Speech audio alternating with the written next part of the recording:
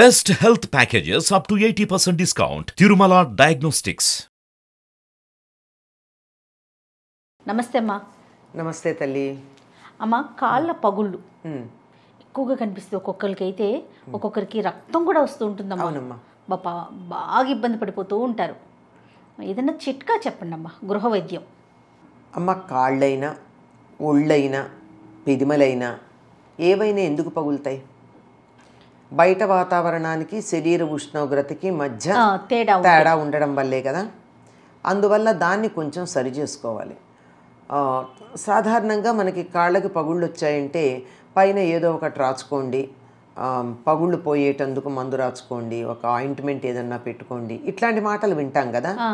కానీ వైద్యుల దగ్గరికి వెళ్తే వాళ్ళు చెప్పేది ఏమిటంటే అది చెయ్యండి, బాగానే ఉంది, లోపలికి కూడా మందు తీసుకోవాలి, ఇంటేక్ కూడా ఉండాలంటారు, లోపలికి కూడా తీసుకోవాలి. శరీరంలో ఉన్నటువంటి ఉష్ణం, బయట ఉండేటటువంటి చలి, ఈ రెండింటికి మధ్య సమన్వయం లేనప్పుడు పగలటం ఉంటుంది. అది కూడా ఎప్పుడు ఎక్కువ పగులుతాయంటే నిజంగా శీతాకాలంలో కన్నా ఈ కాలంలో ఎక్కువ పగులుతాయి, ఒళ్ళు కానీ కాళ్ళు కానీ. కారణం ఏమిటంటే ఈ వాతావరణంలో పొడితనం ఉంటుంది. తడి వాతావరణం ఉన్నప్పుడు, అంటే తడి అంటే గాలిలో తేమ, హ్యూమిడ్ అంటారు. హ్యూమిడిటీ ఉన్నప్పుడు పగలడం తక్కువ. మీరు గమనించండి, సముద్ర తీరాల్లో ఉండే వాళ్ళకి కాళ్ళు పగలవు, ఒళ్ళు పగలదు, చెమటలు పడతాయి, మహావిసుగ్గా ఉంటుంది చెమట పట్టిందని. కానీ కాళ్ళు ఉంటుంది, కాళ్ళు పగలవు, ఒళ్ళు కూడా పగలదు, పెదిమలు కూడా పగలవు. ఎందుకని? వాతావరణంలో తేమ ఉన్న కారణంగా. సరిగ్గా ఇప్పుడు వాతావరణంలో మొత్తం తేమంతా హరించుకుపోతుంది. శిశిర ఋతువులో ఉండేటటువంటి చలికి వాతావరణంలో ఉన్న తేమంతా పోయి నేల పగలడం మొదలు పెడుతుంది, ఒళ్ళు పగలడం మొదలు పెడుతుంది, అట్లాగే కాళ్ళు కూడా పగులుతాయి. ఈ కాళ్ళు పగలడానికి, శరీరం కన్నా కాళ్ళు పగలడానికి ఎక్కువ కారణం ఏమిటంటే కింద నడుస్తాం కదా, నడిచినప్పుడు దుమ్ము ఉంటుంది, దుమ్ము తడిని పీల్చేస్తుంది. శరీరం మీద కన్నా కాలికి దుమ్ము అంటుకుంటుంది ఎక్కువ, శరీరం మీద పడే తక్కువ. ఆ కింద దుమ్ము అంటుకుంటే ఉన్న కాస్త తడి తేమ ఏదైతే ఉందో అది పీల్చేయడంతో అది కాళ్ళు పగలడం మొదలు పెడతాయి. అందువల్ల వీలైనంత వరకు మరీ పొడి వాతావరణం లేకుండా ఉండేట్టు చూసుకోవాలి. తర్వాత ఆడవాళ్ళకి ఎందుకు పగులుతాయంటే తడిలో తిరుగుతూ ఉంటారు ఎక్కువగా. పూర్వం బురదగా ఉండేది, మట్టి బురద. ఇప్పుడు ఇల్లంతా బాగా పాలరాళ్ళలో ఏరాళ్ళలో వేయించుకున్నా వంటింట్లో తడి లేకుండా ఉండడం చాలా కష్టం. ఎక్కడో అక్కడ తడిలో ఎక్కువసేపు కాళ్ళు ఉంటాయి. ఆ తడిలో ఉండి ఉండి ఉండి ఉండి ఒక్కసారి ఎండేటప్పటికల్లా ఆ పైన ఉండే కాస్త ఆ చమురు లాంటి పదార్థం కూడా పోయి వాతావరణంలో ఉన్నటువంటి పొడితనానికి కాళ్ళు పగులుతాయి. ఇది కారణం. ఈ కారణం అర్థం చేసుకుంటే దీని నుంచి మనం ఎలా బయటపడవచ్చు అన్నది తేలిగ్గా కారణం తెలిస్తే కదా అర్థమయ్యేది. దీనికి ఏం చెప్తారంటే కాళ్ళకి ఏదన్నా జిడ్డుగా ఉండే పదార్థం, అంటే పూర్వకాలం కొద్దిగా కొబ్బరి నూనె, నువ్వుల నూనె, ఆమదము రాచుకునేవాళ్ళు. అలా రాచుకుంటే మనం ఇప్పుడు ఇష్టం లేదు మనకి రాచుకోవడం, ఎందుకంటే అసలు తలకే పెట్టుకోంగా నూనె.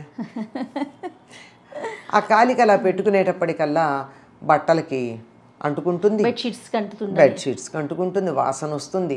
నిజమే, ఒక పూట అంటుకుంటే పర్వాలేదు, రెండో పూట చూసి చూడనట్టు తప్పించుకుంటాం, అంటే దాని వంక చూడకుండా మొహం ఇక్కడ పెట్టుకుంటాం, మూడో రోజుకు వాసన వస్తుంది కదా, దాని నుంచి తప్పించుకోలేము. అందువల్ల దానికి ఇష్టపడరు. అందుకని చాలామంది వైద్యులు చెప్పినటువంటి మార్గం ఏమిటంటే కాలికి నూనె రాచుకోండి. నూనెల్లో కూడా శ్రేష్టం ఏమిటంటే నువ్వుల నూనె. 3-4 చుక్కల కన్నా ఎక్కువ అక్కర్లేదమ్మా, ఊరికి ఇంతంత రాయక్కర్లా, వాసన వచ్చేట్టు. ఊరికే 3-4 చుక్కలు ఇట్లా తీసుకుని చేతికి ఇట్లా అనుకుని ఈ చేతికి ఈ కాలికి రాచుకుంటే అతి కొద్ది నూనె ఉంటుంది. అది రాచుకుని సాక్స్ పాతవి అవి వేసుకున్నట్టయితే ఒకటి ఏమిటంటే ఆ నూనె లోపలే ఇంకేట్టుగా చేస్తుంది ఆ వేడికి. తర్వాత బయట పక్కలకి నూనె అంటకుండా ఉంటుంది. అందువల్ల మెత్తబడుతుంది కాలు ఎప్పుడైతే మెత్తబడిందో మర్నాడు పొద్దున్న లేచినప్పుడు కాస్త దాన్ని గట్టిగా రుద్దుకుంటే పోతుంది. అప్పటికే ఇంతంత బారు ఇంతంత లోతు పగుళ్ళు ఉంటాయి కొంతమందికి. అవునవును. అట్లాంటప్పుడు గట్టిగా ఏ ప్యూమిన్ స్టోన్ పెట్టో రుద్దుకోవచ్చు. లేదంటే పూర్వకాలం పెద్దవాళ్ళు చేసిన పని ఏమిటో తెలుసా, బయట ఉండేటటువంటి నాపరాళ్ళు ఏవో ఉంటాయి కదా, అవి కొద్దిగా గరుగ్గా ఉన్న చోట కాలిని ఇలా మడమని ఇలా అనేస్తూ కూడా పోతాయి ఇప్పుడు మెత్తగా ఉన్నప్పుడు. అందుకని ఈ మెత్తగా ఉండడానికి సాక్స్ వేసుకోమంటారు. ఇంకా బాగా సాక్స్ వేసుకుంటే కూడా మనకు అంత బాగా ఫలితం లేదనిపిస్తేట ఆధునిక కాలంలో చేయమని చెప్పారు. It's not decent but it works out. Okay, ఏంటమ్మా? Plastic cover. ప్లాస్టిక్ అసలు గాలి లోపలికి పోదుగా, కనీసం సాక్స్ కన్నా పెడుతుంది. కానీ ప్లాస్టిక్ కవర్ తీసుకుని పాదాన్ని కవర్లో పెట్టేసి చాలా జాగ్రత్తగా క్లోజ్ చేయండి. మరీ గట్టిగా క్లోజ్ చేశారనుకోండి గాలి వెళ్లకుండా, అంటే రక్త ప్రసరణ కూడా జరగదు. కానీ ఇలా చేసేసి గాలి లోపలికి వెళ్లకుండా జాగ్రత్తగా ప్యాక్ చేసి కూర్చోండి. ఒక గంటన్నరలో కాలికి చెమటలు పట్టి చెమటలు కారుతాయి కవర్లోకి. అంటే దీనికి సంబంధించి సర్జికల్ షాప్లో కాస్ట్లీవేవో దొరుకుతాయట కూడా. ఓకే, అంత దాకా వెళ్ళే బదులు అర్జెంటుగా కావాలంటే అది లోపలికి పాదాల పై భాగం అనుకోండి, అడుగు భాగానికి ఉండదు, పై భాగానికి చెమట పట్టి అది మడమల దగ్గర నుంచి లోపల వైపు కారణం కనపడుతుంది. అలా చెమట పట్టేదాకా అలా గనకున్నట్టయితే అప్పుడు అసలు నిజానికి ఆ చెమట పట్టే సమయానికి రాచుకున్న నూనె ఏమీ మిగలదంతా ఇంకిపోతుంది. ఆ చెమట పట్టేటప్పటికి ఆ వేడికే లోపలికి ఇంకిపోతుంది. ఆ విధంగా ఇంకిపోతే కాళ్ళు ఆ డ్రైనెస్ పోయి మెత్తబడుతుంది. దాన్ని చక్కగా శుభ్రం చేసుకున్నట్టయితే పగుళ్ళు ఉండవు. ఇంకా పసుపు కూడా రాసుకుంటాం కదమ్మా?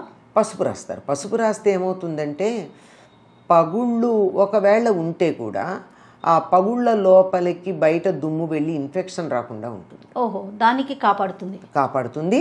తర్వాత ఈ ఎక్కువసేపు నీళ్లల్లో ఉంటే వేళ్ల మధ్య తడి ఉండిపోయి తుడుచుకోవడానికి కూడా వీలు కాదు. కొన్నిసార్లు తడి ఉండిపోయి పాచిపోతుంది. ఆ పాచిపోయి ఏం చేసి దురదలు పెడుతుంది. దురదలు పెట్టి నిద్రలోనో బయటో అప్రయత్నంగానో ప్రయత్నపూర్వకంగానో గోక్కుంటూ ఉంటారు. ఒకవేళ గోక్కోకపోయినా అక్కడ తినేసినట్టయి చర్మం అంతా తినేసినట్టయి చిల్లులు పడిపోయి అసహ్యంగా తయారవుతుంది. నొప్పి బాధ అన్నీ ఉంటాయి. అవి రాకుండా చూస్తుంది పసుపు. పసుపు రాచుకుంటే అస్సలు పాచిపోతాం. తడి వల్ల వచ్చే ఇబ్బందులు ఏముంటాయో వాటన్నిటి నుంచి రక్షిస్తుంది. రక్షిస్తుంది అని చేత రాచుకుంటాం. ఓకే అమ్మా, నమస్తే. నమస్తే.